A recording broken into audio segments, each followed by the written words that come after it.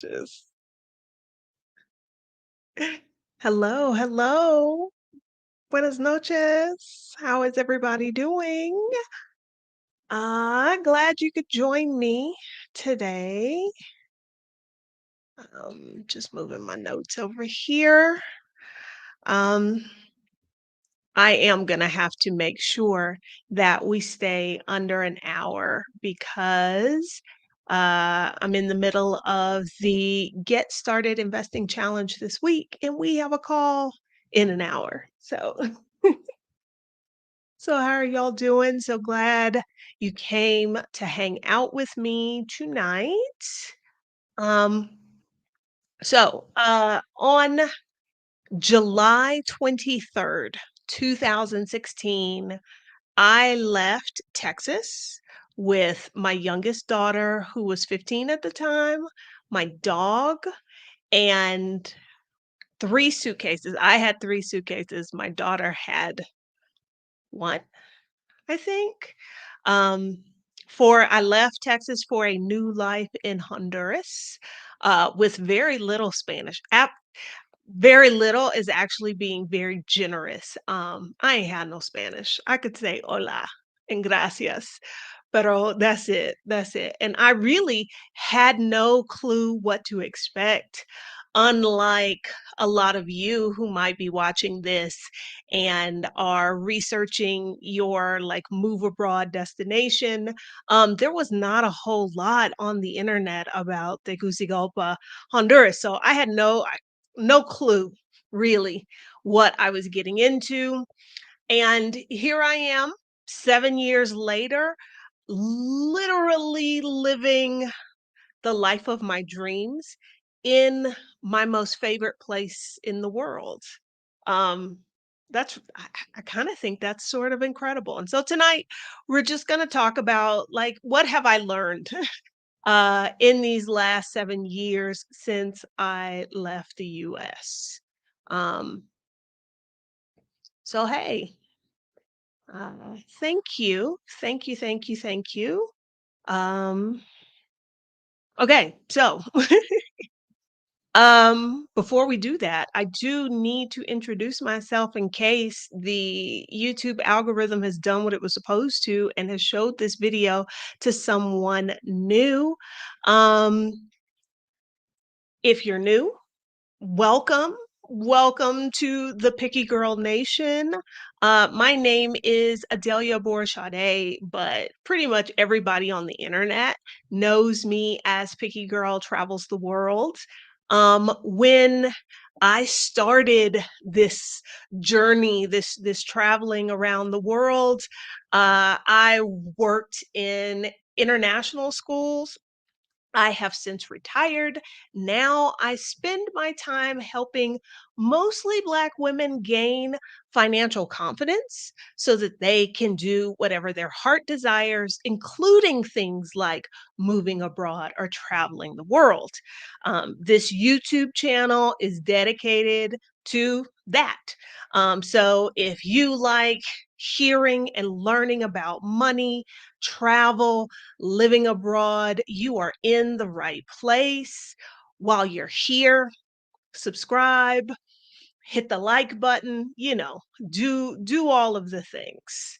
So yeah, that's who I am. That's what I do.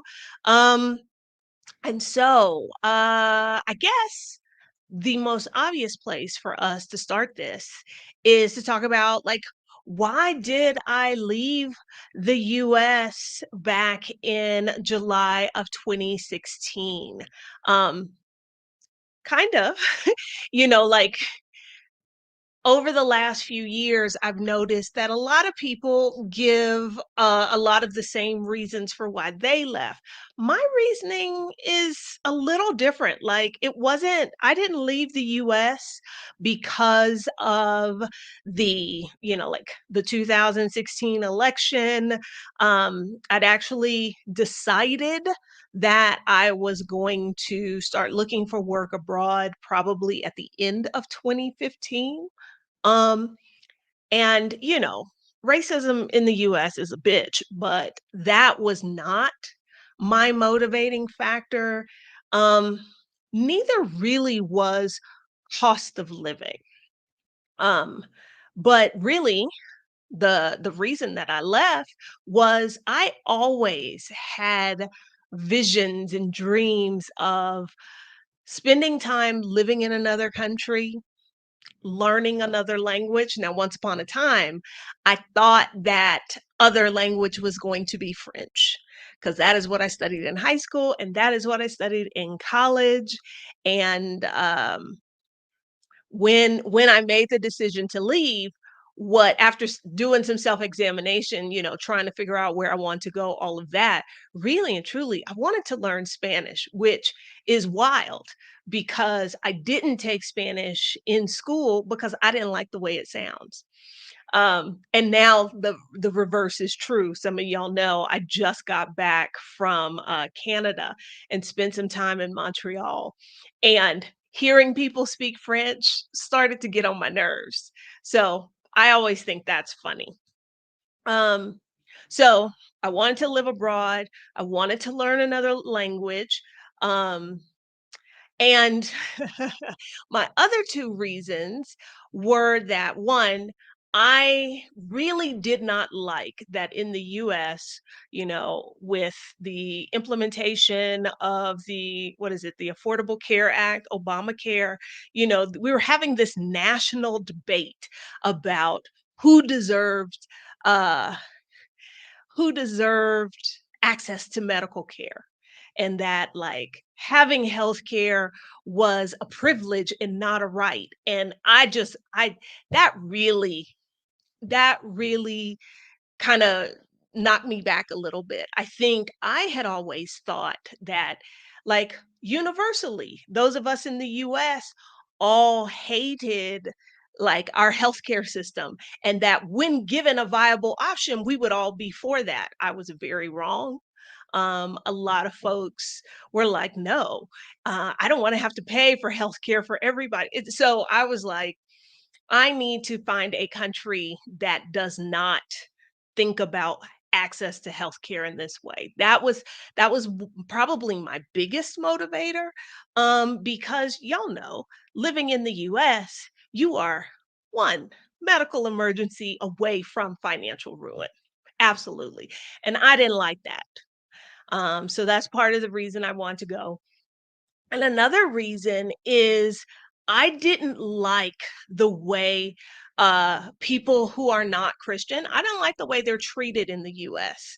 Um, I know a lot of the propaganda we get, a lot of the PR we get is that, oh, the US is about freedom of religion, blah, blah, blah. But y'all know the real deal is that if you are not a Christian in the United States, you get discriminated against. You are often the subject of violence. I didn't like that. So I wanted to live somewhere else. Those are the reasons back in 2015, 2016. I got serious about leaving, um, applied for a job. Literally, I think I told this story. I went to a job fair, very first school I talked to when I walked in the door offered me a job. So it wasn't very long drawn out. Um, so that was the end of January. Uh, I officially accepted sometime around like um, Valentine's Day. And then from then on, I knew in like 5 months or so, I would be moving to Honduras. Um, but where are my notes? Um, so yeah, that's why I left. And when I left, my goal was not ever to come back to the US. And so far, knock on wood, I have been able to stick to that plan. Um, and the last 7 years, I think I've learned a lot. Um, but I don't know how much of it is like earth-shattering stuff. I learned some things about myself. So that's number 1 on my list of 7 things. Um, I learned that I think I'm particularly suited to this life where you live outside your home country and away from your family and like the people you grew up with, that sort of thing, because I hear a lot of conversation in the Facebook groups and whatnot about being lonely, and I don't get lonely, at least not anymore. If I'm honest, the only time I was ever lonely was when I was married. And that's a whole other sad story. So, living outside the US, I have not felt lonely. Um, I have been able, because I'm very much of the mind of, if there is somebody I want to see that doesn't live where I live, well, let's book a flight and let's go see that person. Let's meet up somewhere. Um, I think I also learned that I was concerned that, leaving when I left the US, my oldest granddaughter was 1. And so it was kind of like, well, how is this going to work? Like, 1 year olds. No, I take that back. Yeah, she was 1. Um, 1 year olds only kind of know the people who they see every single day. And so I did wonder, like, how is that going to work? And I learned that I was I was right. I thought, like, between periodic visits, um, WhatsApp video calls and that kind of stuff, that you know, she knows who I am, all of them do, and we talk and I visit and all of that, so, that worked out like I thought it would. I was right about that. Um, this is interesting. Being alone and being lonely are not the same thing. No, they're not. But so many structures are built on the back of women's fear of being alone. Okay, that's a whole word. We could have a whole conversation about that. So, what else did I learn about myself? Um, I think, well, I learned that, like, you have this sense of who you are as a person. I have learned that that is going to change, because I can tell you right now, the Adelia of 2023 is not the Adelia of 2013. I am different from that person, and probably in another 10 years, I might be different from this version of me, who I like a whole lot. Um, so yeah, that's what I learned about myself as a parent, as a grandparent. Um, Now, what have I learned about travel?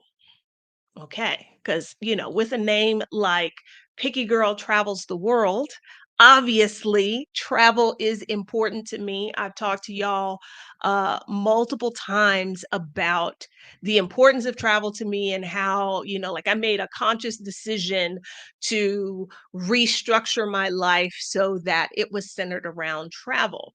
But what that looks like 10 years ago and what that looks like now is a little different. One of the things being outside of the US has, I guess, reminded me, because I knew this to a certain degree, but it wasn't top of mind.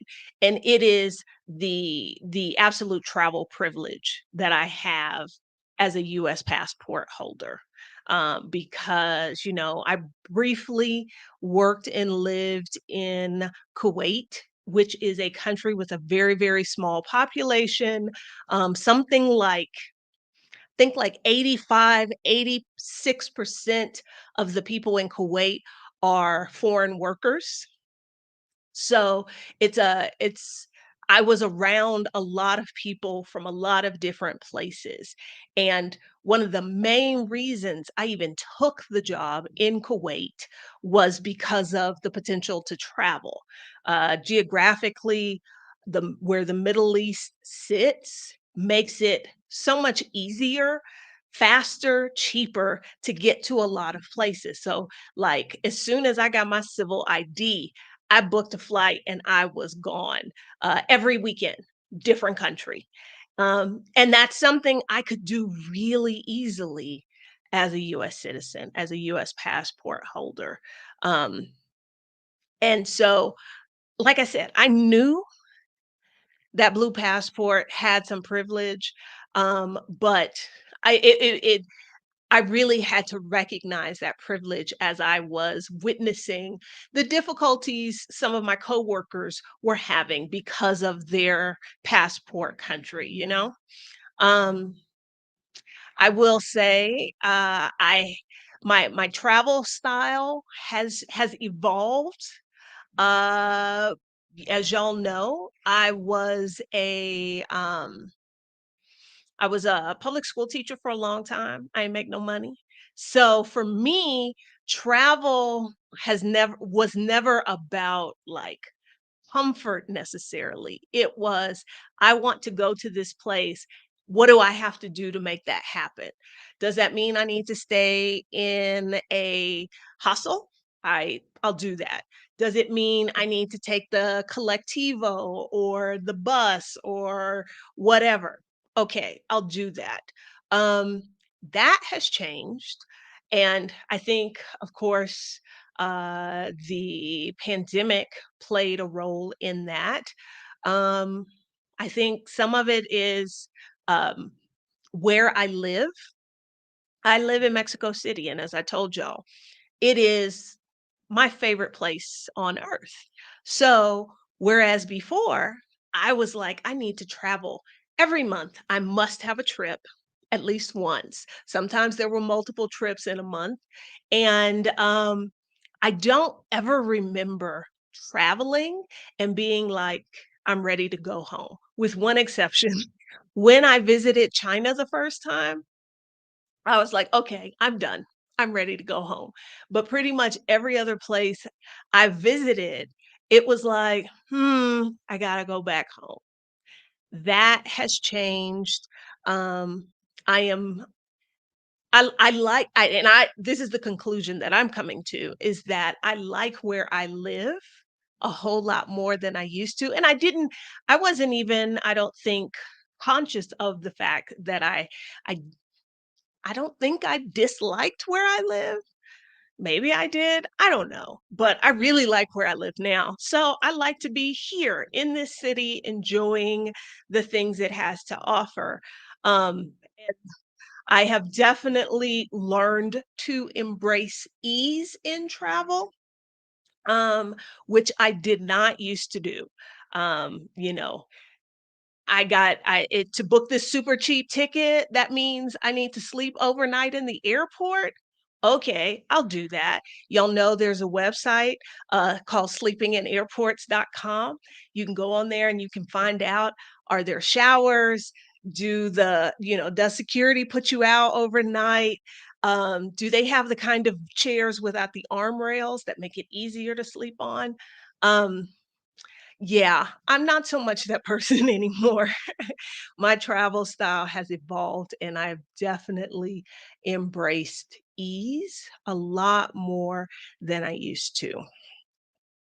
Um, y'all know China was not my cup of tea, and despite my first experience there, I still ended up living there for a year and a half. And that year and a half taught me, this really is not the country for you. You don't ever need to come back here, and, I probably won't. I probably won't. Just looking in the comments to see if I missed anything. Um, and so I know. Something else that I learned or became more aware of about travel is that I like to travel, is how I like to travel. I don't know. I think I've mentioned this to y'all at one point with a handle like Picky Girl Travels the World. Um, I I really thought that like I was going to be a travel blogger, except when as I learned how travel blogging works and that, in order because those of us who just follow travel bloggers, all we see is that like, oh, they got this free sponsored trip. What we don't see is the work that they have to put in and that they need to get certain pictures and certain videos and all of that. That is not how I want to travel.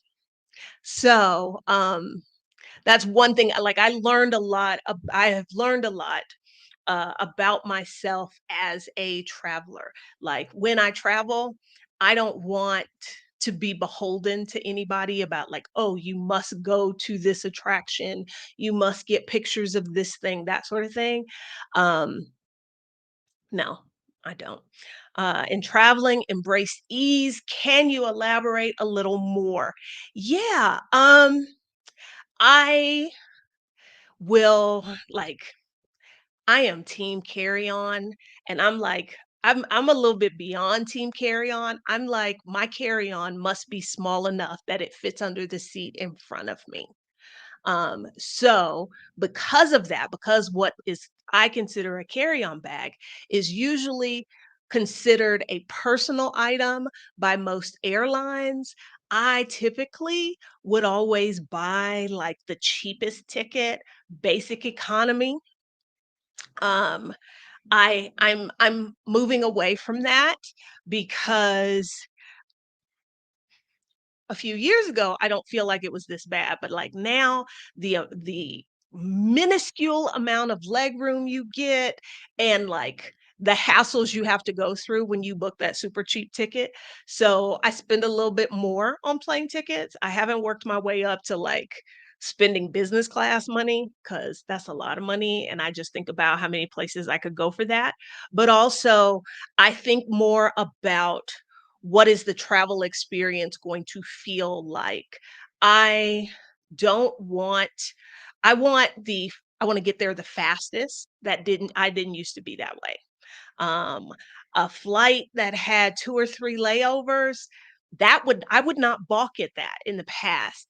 Absolutely now, ease to me is a direct flight, maybe one stop. Um Booking a transfer from the airport to wherever I'm going versus getting there and just winging it and figuring it out, stuff like that. Uh, my hostel days are probably behind me. Um, and this is a little different on ease, like, because I just stayed at a hostel one night in Montreal, and the hostel itself was fine. But for me, having to share a room with people, um, gives me anxiety because I don't like strangers, and I don't really like strangers in my space. And so that's not a trip that is filled with ease. So ease for me is having my own space when I travel. So a little things like that. Things like that. Um, yes, some hostels do allow pets. Actually, when I moved back to Mexico City from China, um, this is something I looked into doing, because like I was giving myself a week to find an apartment. So I was like, I'm not gonna stay there very long. The logistics of it didn't work because it was me, the dog, plus my 3 large checked bags, which I just couldn't see how that just wasn't gonna cumbersome. At at the hostel, but yeah, there are hostels that allow dogs. Um, so yeah, that's one of the way. Yeah, and I don't like pressure. As I have embraced ease, anything that feels like pressure or feels like a whole lot of work, I am not here for that. And that is I don't think I would feel quite that way, possibly, if I was still living the life that I had when I was in the US. Because ease wasn't even in my vocabulary. It wasn't in how I live my life. And how I live my life now, I lead with ease. I lead with ease. So yeah, that's changed for me with travel. And because okay, well, wait. I just saw here's a Yoga Bliss Dance as you don't talk too much about Scandinavia. Didn't you visit? Yes, I did. And several I go someplace and then y'all come and y'all ask me my opinion. And y'all know I'm picky, but I'm picky in a weird way. And I've what I have gotten more clarity on over the last 7 years is the way that I travel, like how I want to experience a place is not necessarily how a lot of people want to experience it. So like, for instance, Ivana and I host Reclaim the Retreat. And it was very important to us that when we choose a location that we can give the people who are on the retreat a very specific kind of travel experience. I don't want to say authentic because I think that word has been overused, but definitely less touristy, which I think is also a very overused term. But like I like to a while ago somebody posted a question and they asked like, do you like to be in a place or do you like to go see a place? And I thought about that and as a traveler, I like to be in a new place. I just like to experience it as authentically as I and naturally as I can. And so that's like us choosing El Salvador, the new retreat we're doing in 2024 for Hawaii, um, the one that hasn't quite been worked out that's probably going to happen in April. Again, a lot of thought and care is gone into choosing those locations and the experience, and it's directly related to who I am as a traveler. And like I said, that has changed. Okay, I'm just looking at the comments. Okay. All right. So, we talked about how I have changed personally or what I've learned about myself personally, what I learned about travel and how I travel. Um what have I learned as a Black American? Cuz I that's a real interesting one I think. Because when I left, I told y'all, like, racism is ever present in the US, but it was not at the top of my list. It was not the thing that pushed me out the door. However, being outside of the US and living in countries where I have lived in like when I moved to Honduras, literally on my first day in the country, I went to the grocery store and they assumed I was Honduran because there are Garafunas who are the same, you know, skin complexion I am. And so this lady was so frustrated with me because I did not understand what she was saying in Spanish. I told y'all I had like two words in Spanish. So I I've lived in countries where there are people who look like me. Like if I keep my mouth shut, people aren't sure where I'm from. And then I've lived in a country where I am obviously foreigner and I'm a foreigner but like not in the good way foreigner, you know? I'm different and not the good kind of different. And so I didn't understand this. This is something I've learned over the last 7 years. How my experience being a Black American growing up in the United States, how that impacts and shapes my experiences outside of the US. Um, not necessarily negative or positive. Honestly, I think it's probably been more positive because if you can survive living in the US as a Black person, I think you can survive anywhere. Like, I know when some of us think about living abroad, there is a little bit of fear about like how you're going to be treated, how you're going to be received. Nobody's racism is as bad for us as that in the US. So if you can make it out, I don't think you're going to face anything as bad as that.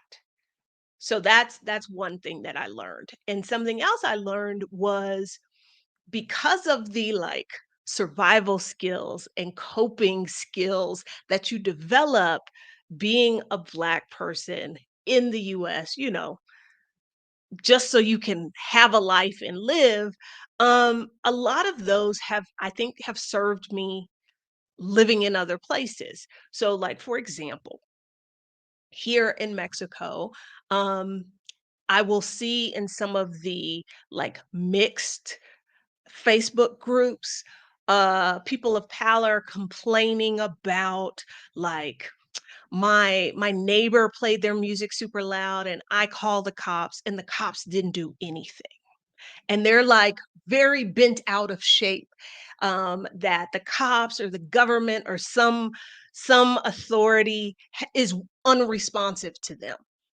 But if you think about the reality of being a Black person in the US, we're used to the government not listening, being unresponsive. You know what I'm saying? So I think it's not that my expectations are lower, it's just I can deal with, some of the BS that goes on better than those people. So I wasn't aware of this. This is kind of something I've learned being outside of the US. Um, is that people complain about the cops here, and it's like, "Oh, the cops might try and shake you down for some money." And me, being a Black person who has survived living in the US, my first thought or question is, "But are they going to shoot you though? Are they going to kill you?" And so, you know, I can't separate myself from that experience I had being in the US. And so it does play into how I experience a place. So whereas somebody who is not a Black American might get bent out of shape by what they feel the cops aren't doing or are doing, I'm just like, they are nice to me and they don't try and kill me. So like, what is there to complain about? That's just one example. It has shown up in other ways, you know?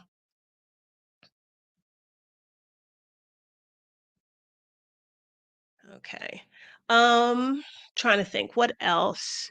Um, and I will say being in places where there are other folks from the diaspora, I am I've become very aware in the ways that I am very American, even though when I lived in the US, I did not feel very American at all. Some of that was by design of the system. But being in other places where there are Black people from lots of different places, and we talk about like our experiences and that sort of thing, you really get to understand what a unique experience we have being Black Americans. And I can't say that I had much appreciation for that before I left the US. Uh,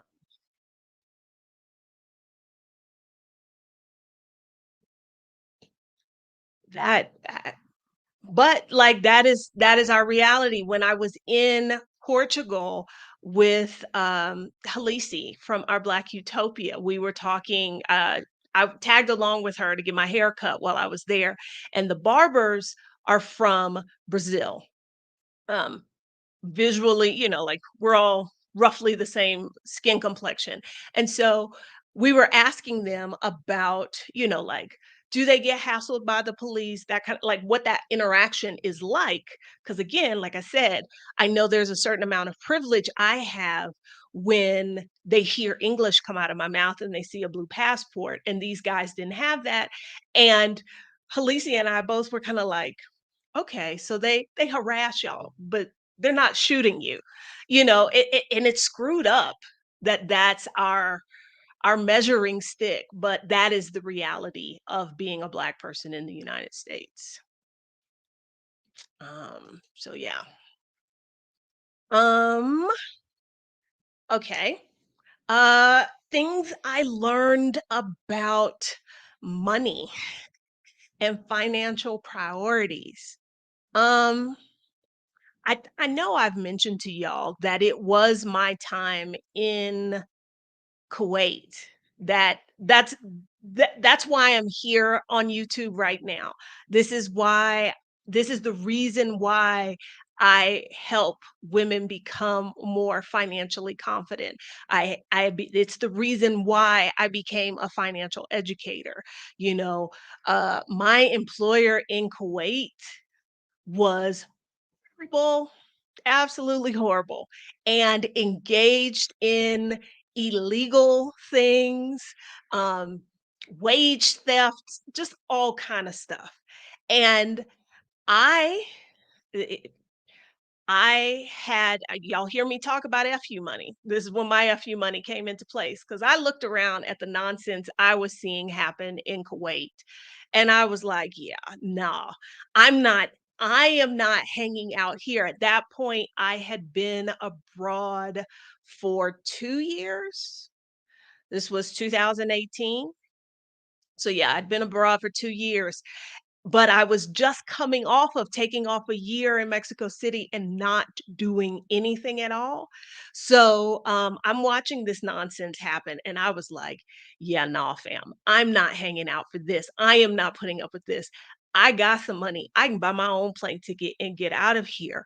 But I was like, my eyes were open, and I paid attention to the people I worked with who did not have the options I did, and it was primarily because of finances.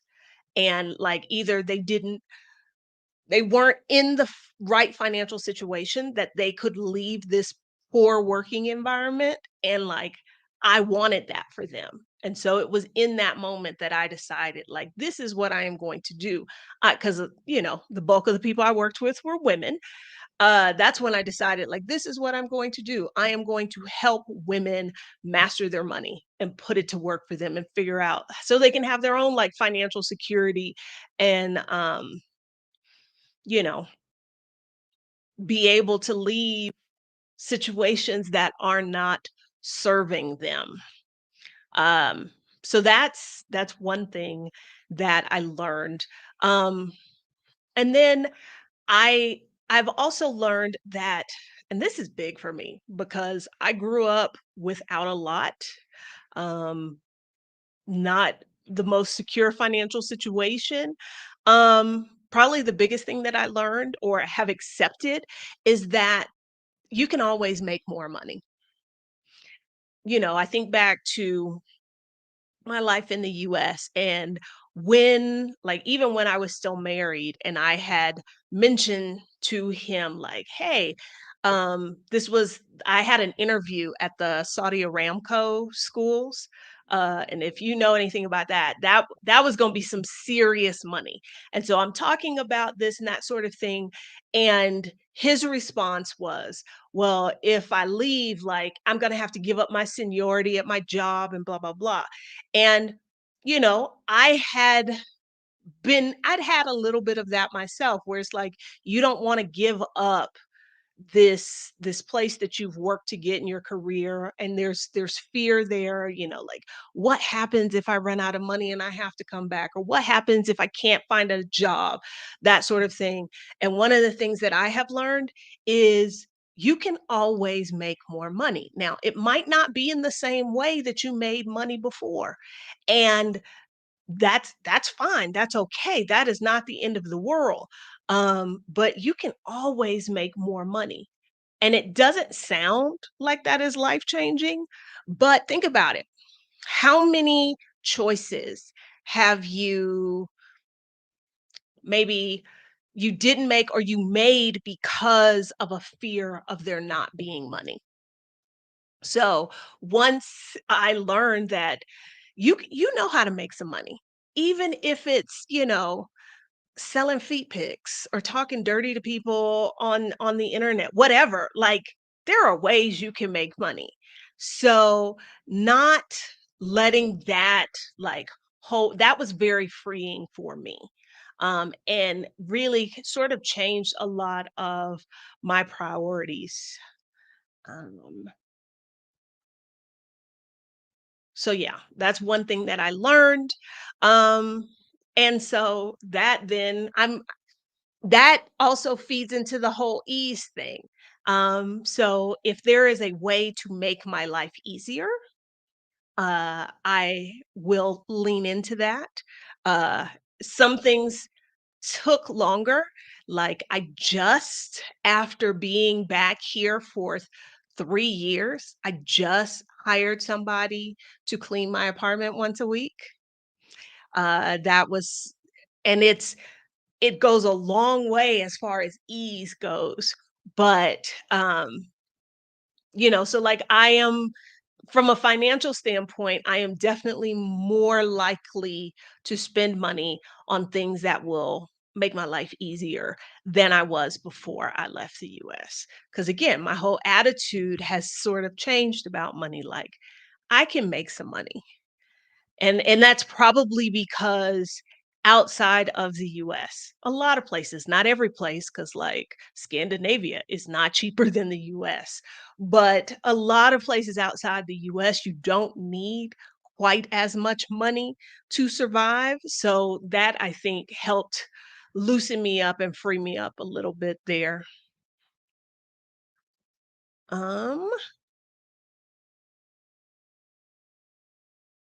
I think this is very interesting being abroad now and realizing how I am used to shrinking to stay safe. Lots to unlearn. Yes, that's been one of the things I've done over the last 7 years is there's a lot of things I have had to unlearn that are directly connected to being from the US and being a part of the culture there.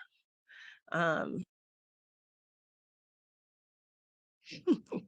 uh RE Kuwait, lots of Africans get trapped. A lot of folks get trapped, not just Africans, y'all. They could have trapped me. When I bounced, I left in the middle of the night because when you're in a country on a sponsored visa, let's say in the Middle East, you have to have your employer's permission to leave.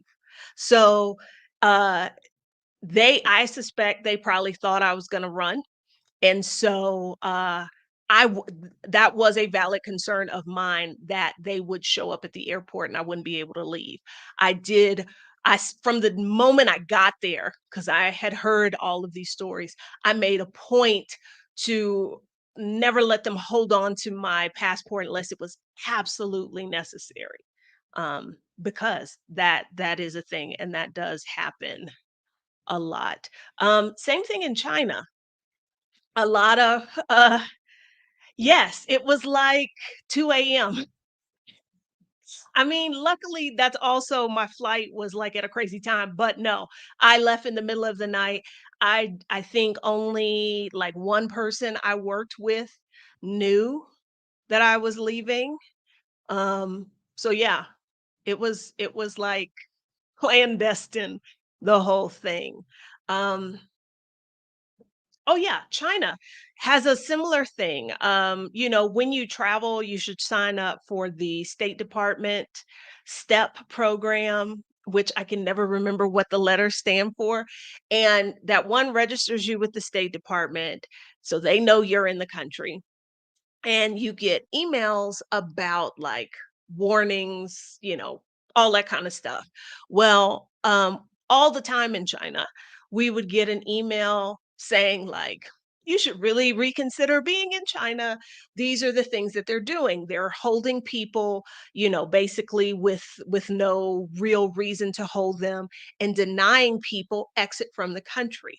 Um, I I read those emails and I was very cognizant of let me not do anything that when I try to leave, because again, I was traveling a lot whenever we got a break, which was hardly ever because the Chinese don't really take breaks.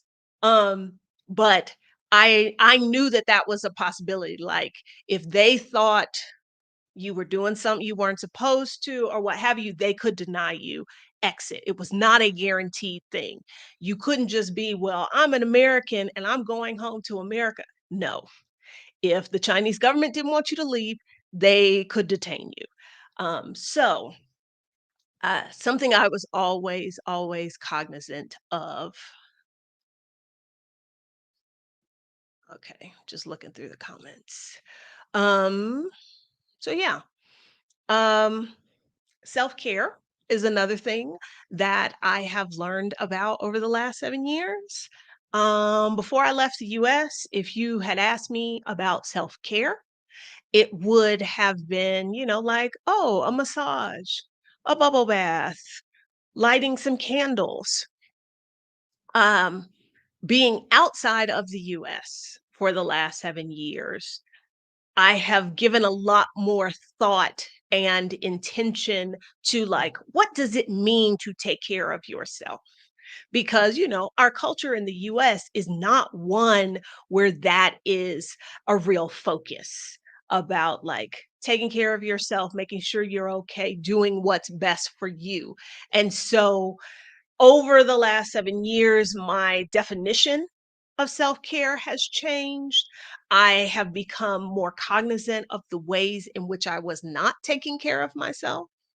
Um, I am I definitely lean more into, like, my intuition, how things feel. I Whereas when I lived in the US, even if something made me uncomfortable or if it didn't feel right, I operated a lot out of obligation, like, "Oh, these people are expecting me to do this thing," or, "This group needs me to do this thing."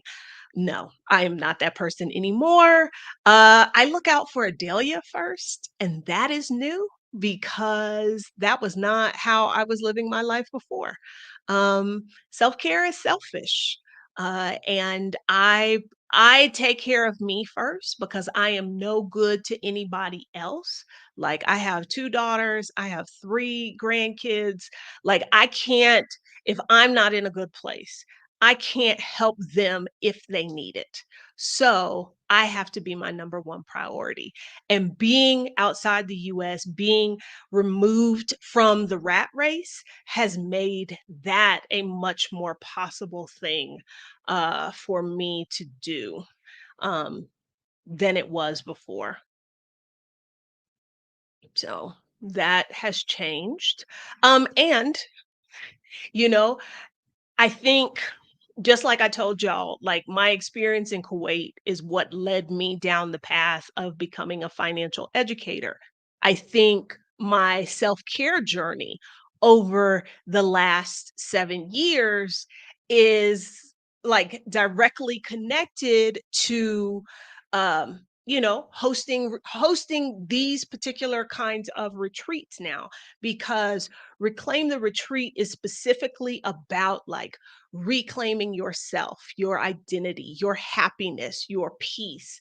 Because I think that is what I was able to do leaving the US. Now that's for me. Am I saying you have to leave the US to do that?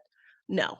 Because there is definitely a version of this story that I went to that job fair and I didn't get an offer but I was at a point in my life where I was going to start living it differently. And so I was committed to that and making that work somehow within the US. It's just been a lot easier for me to get here being outside the US. But like it's all of that that led me to a place that like, oh, I want to combine my love of travel, my love of history and culture, but also my belief in like, I want to help Black women, take care of themselves, embrace, putting themselves first, like all of that kind of comes together, which to me made hosting a retreat a no brainer. Um, for Ivana, it was a little less than a no-brainer, but I'm glad when I mentioned it to her, she was like, "Yes, we will do this." Um, so it's funny because 7 years ago, I don't know that I could have even envisioned the person that I am today, or like that I would be a business owner, a retreat host. Like, I don't think I even realized what could be possible for me. Um, and I firmly believe the space I got, like that year that I took off between when I lived in Honduras and before I moved to Kuwait, I took off a year just to hang out with my dog in Mexico City. I think all of that played a role in getting me where I am now. Nope. You cannot pour from an empty vessel. And as Latifa, one of the guests on the podcast, pointed out, that you're really only supposed to pour from the overflow. So your vessel has that little plate underneath, your teacup has that plate underneath. That's what you're supposed to pour from. You're not even supposed to pour from your own cup. And I hadn't even realized that. Did you directly apply at an international school when teaching, or did you apply to the US government? I did not get any DoD jobs. They're hard to get, especially if you're like unconnected, and I had no connections. Some jobs I applied directly at the school, some like the job I got in Honduras, I got because I applied at a what do you call it? A job fair. Some it was through a recruiter. There are a variety of ways. If y'all know somebody who's interested in teaching abroad, not teaching English, but like teaching whatever it is they're certified in, um, I have an ebook on Amazon that talks about like all of that. I never talk about that ebook, but yeah, it's out there. It's out there. Um, okay, I got 8 minutes, so I need to finish up these last 2 things from my list. Um, Something that I learned about the world, outside of the US is a lot less cruel than the US is. That I have learned over and over again, uh, between the different countries I have lived in, the countries I have traveled to. I, in Honduras, uh, life is hard for the average person. But even with all of the obstacles those folks have against them, the amount of kindness I was shown, like, exceeded 41 years in the US. So that's one thing that, I have learned about the world is so I'm speaking to the folks that might be a little afraid about, like, if I leave the US, how are they going to treat me? What I have found in my 7 years abroad is that the US is a cruel, mean place, and most of the places outside the US are less so. So I wouldn't worry about that too much. Um, and the last thing, the number 7 thing, that I have learned in my 7 years abroad is about community. Um I was not intentional about community when I lived in the US. And it may have been just because there was a whole lot of other stuff going on in my life. But one of the things that I have learned is that community is a necessity. You Although you may move to a country alone, you can't be out here just by yourself. You need a village, and that you got to be intentional about creating that. That was not something that I did before when I lived stateside, but that is definitely one of the big lessons I have learned. And like I said, it's really interesting now that I'm thinking about it, all the ways in which these things that I have learned during my time outside the country have come back to connect to, what I do now. Because like with our retreats, one of the big things that we want to do is both Ivana and I are people who, sort of low key blew up their lives in the US and chose a different path, right? And it's hard to do that when the people in your life that maybe are not on the same page. Like you need whatever your crazy quote unquote crazy idea is that you want to pursue, whether that is like I want to move to Brazil or I want to start a dog sweater business, whatever it is so important that you connect with other folks who get it. And so when you're trying to make these big changes, community plays a role.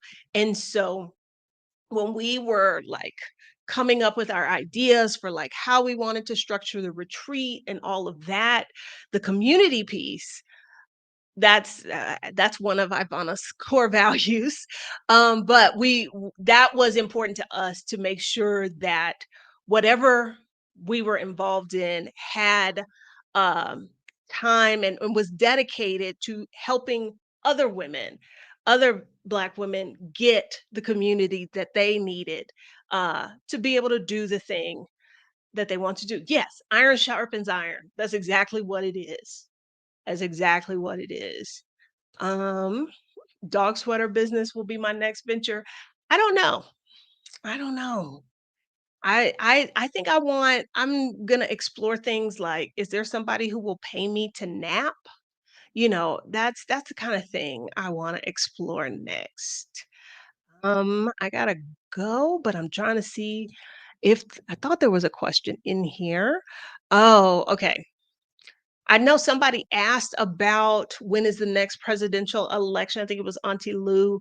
The last one was July 2018, so 6 years from that. July 2024 will be the next election for president in Mexico. It happens every 6 years. I cannot vote. Getting citizenship would give me the right to vote. It would give me the right to attend and participate in protests, which I don't have now. And it would also, it becoming a naturalized citizen here would require, I would have a requirement on how much time I had to spend in the country. And that does not sound good to me. So that's probably not going to happen. Okay. No, ma'am. I do not sew for other people. That is not going to change. That is not going to change. I would go into business of teaching sewing long before I went into any kind of business where I sewed for other people. That is not going to happen. Okay. So, um, thank y'all for coming to hang out with me as I always like to sort of like reflect back because I know how lucky I am to be where I am and to be able to live the life that I live. So I always like I am trying to be intentional and reflective about all of that. So thank you for hanging out with me tonight as I did that. Um, I'm trying to think. Oh, I saw somebody got excited about one of the retreats will be in Hawaii. If you want to know more about the retreats that we're offering in 2024, because the retreat this November is already sold out, but we have new dates starting in February Galentine's, El Salvador, you want to know all about that, Hawaii, Mexico, go to reclaimtheretreat.com. You get the information there.